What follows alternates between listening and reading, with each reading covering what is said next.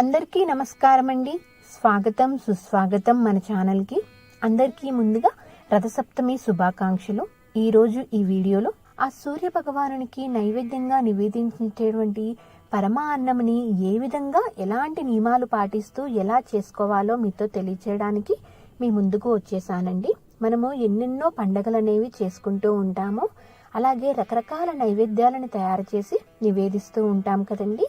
కానీ ఈ రథసప్తమికి సూర్య భగవానునికి నివేదించేటువంటి నైవేద్యంని మాత్రము ఒక ప్రత్యేకమైనటువంటి పద్ధతిలో కొన్ని నియమాలు పాటిస్తూ తయారు చేసి నివేదించాలి. ఇప్పుడు ఎలా చేసుకోవాలో నేను మీతో క్లియర్గా ఎక్స్ప్లెయిన్ చేస్తూ నేను మీతో షేర్ చేస్తానండి.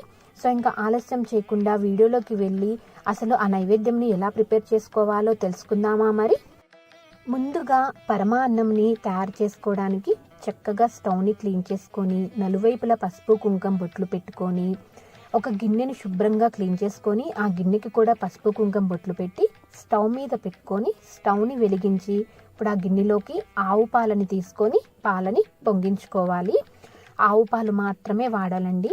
మామూలుగా అయితే ఈ నైవేద్యంని తయారు చేయడానికి ఆవు పిడకలతోటి పొయ్యిని వెలిగించి కట్టెల పొయ్యి మీద చేయాలి.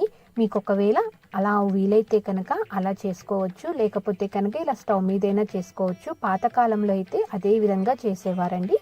ఇలా పాలు పొంగించిన తర్వాత ఇప్పుడు ఈ పాలల్లోకి 3 గుప్పెట్ల వరకు బియ్యంని వేసుకొని బియ్యంని ఉడికించుకోవాలి.